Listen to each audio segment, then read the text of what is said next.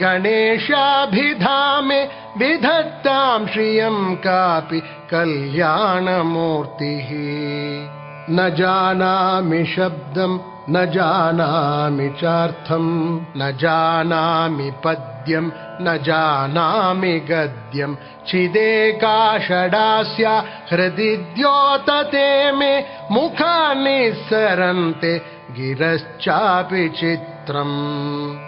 मयूराधिरूढं महावाक्यगूढं मनोहारिदेहं महच्चित्तगेहं महीदेवदेवं महावेदभावं महादेवबालं भजे लोकपालम्। यदा सन्निधानं गता मानवामि भवाम्भोधिपारं गतास्ते तदैव